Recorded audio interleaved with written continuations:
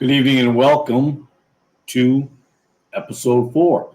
It is great to have you here as always. I'm thankful that people tune in. It doesn't matter if it's 5 people or 505 people. I will keep on continuing to make all these episodes and then we'll switch to another version and then we'll do more things.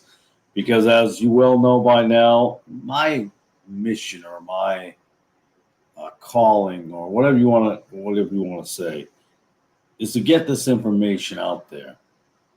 Too many people are so anti-KJV Bible readers, and it's quite a shame because there's a lot of attack on KJVs or King James Bibles themselves, and by the ESV only people and the NIV only people, and when I say people, I really mean the elitism, the elite. They fail to recognize the Vatican Council II and the ecumenical gathering of everyone. So all Bibles are the same, but even though it started before 63, it's amazing. And I'm going to make this brief statement because this won't be a very long verse. When I grew up NIV, there was such a hatred towards other people who didn't fall in line with that church and their Bible. And I thought it was weird. But I thought, because all these other people must be sinners, and if they're not reading the NIV like I was taught, then they're all sinners. So turns out I no longer. I woke up to that. I woke up to that and got out of the NIV cult and their onlyism and how they just want to be NIV only. Nothing else matters. It's pretty sad. And the first thing they do is they attack King James Bible reading people. It's funny. I had never met growing up. I'll just make this quick and then I promise we're going to get right into this and it won't be long. I had never met any KJV person or KJB, any King James Bible reading person who was mad. They seemed very nice. They seemed very courteous. They seemed very conservative. And as a kid, conservative, what do I know, But they seem real nice people. But then you'd go to these Friday night groups, because my church at that time had those Friday night youth groups. And there was a lot of talk about the other weirdos who read basically other Bibles. And they didn't at first talk about King James. It's people who don't read the NIV, don't understand, and they're ignorant. Which is weird because I have found no King James people during that time frame. I met a couple along the way that I knew that read King James because my mother told me. My mom's pretty cool. Even my father was a King James reader at a young age. He got saved, actually, which is strange to me. He got saved in a Baptist church, Highland Baptist Church. And then a few years later, I guess he went to a Pentecostal Assembly of God. Somebody told him that's a better church and a better Bible, a better version. And he had nothing but problems the rest of his life. I mean, yes, you can say, well, it can't be that bad. He has you now. But it's interesting. As a King James Bible reader, my mother would say before he got, it was a couple of years after he got saved and in the NIV, he was meaner. He was demanding. It was his way or the highway. And he was an NIV guy. You can call it coincidental all you want, but he was a pretty angry man. And he would turn into this whole works thing. The more works you do, the more works. I'm like, And yet, King James Bible people teach their children the Bible. NIV, for the most part, they don't. And that's too bad. It's too bad. So if you are an NIV onlyist and ESV onlyist, we're doing ESV tonight. So if you're an ESV onlyist, you're not a bad person. You're not a horrible human being. You've been misled. You've just been led down the wrong path, whether it be the James Whites of the world or whoever else there is, the John MacArthurs, the John Pipers. You've been misled. And you can say that about me, but I would never put you down. I will never call you bad names at all. I will pray. All right, let's get into this one.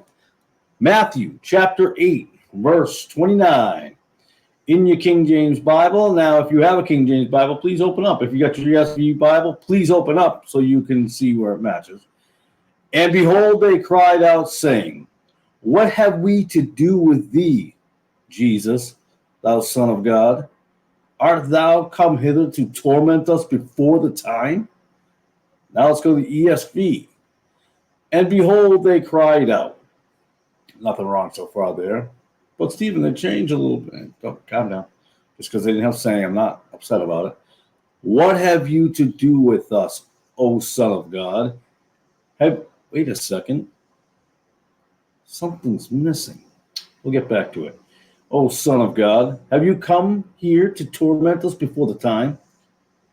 Oh, that's interesting. ESV leaves out who's the Son of God. So who is the Son of God? Right there. Who is the Son of God? I don't know who the Son of God is. Maybe we're all sons of God. Some people teach this, that we're all sons of God. Oh, it turns out, and I don't understand, why is the ESV ashamed to say his name in the verse? Jesus. Why is that difficult? They couldn't even put Yeshua. I mean, they could even have done that to match other, like the TV and others like that. But no, they just left them completely out. No Emmanuel, not a reference. Not a reference. I don't know why that is. Oh, I actually do, because the more you take Jesus out, the better. That's what the modern versions do. Well, it was never supposed to be there. So, and then you get that the argument and theory of the expansion piety. Oh, boy. Talk about a conspiracy. Yikes. The ESV crowd, the ESV only elite put up that conspiracy. What have we to do with thee? All right, well, that changed to what? What have you to do with us? Well, Stephen, what's the big deal? Well, I'll tell you the big deal, and I've heard this before by theologians. They'll say that what have we to do with thee is a Hebrew phrase, which means basically, what have you to do with us? So then why, apparently I forgot to put do's there. Sorry about that. It's supposed to be a do there. I apologize. I didn't type that in.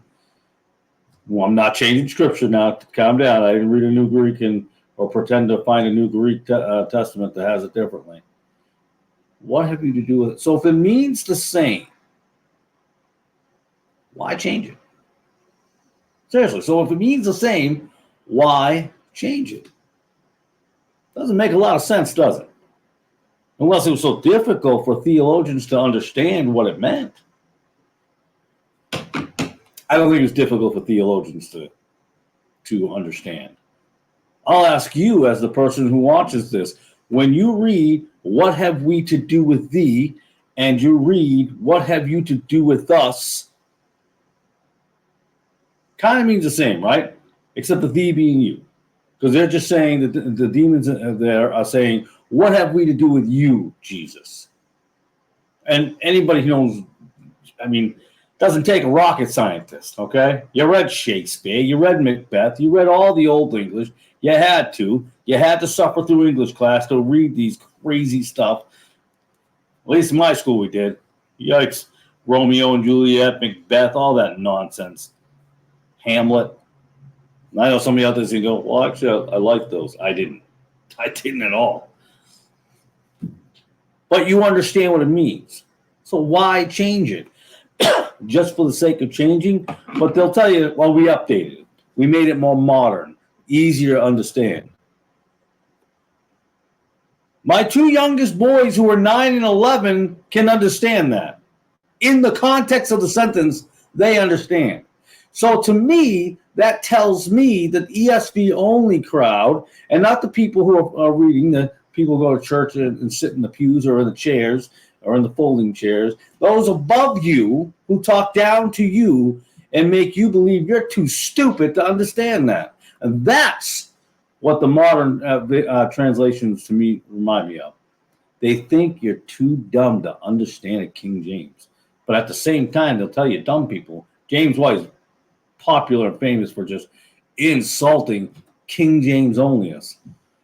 Well, him being, I don't know what he reads. I really don't. First, he's into one thing. He's a Calvinist. He's an apologetic. He's all since his days with hair and glasses back in the, what was he on? I actually watched this show when I was younger. Sorry, I'm that old. John, what was the Engelberg show? John Anklenberg. But anyway, some of you young folks won't even know who that is. So my question, and I'm going to sum it up. Is that hard to understand? First, why do you take Jesus out? What was the point? You get rid of Jesus. The less Jesus, the better. So y'all can be sons of God, because that's what they teach in the newer movements now. We're all about us. We control our destiny. We can be us. We're in charge. No, you're not. You can't do anything without Jesus. And then they change it. What have we to do with thee? To what have you to do with us? An unnecessary change, but it makes them feel smart so they can look down at you that you're stupid. They laugh.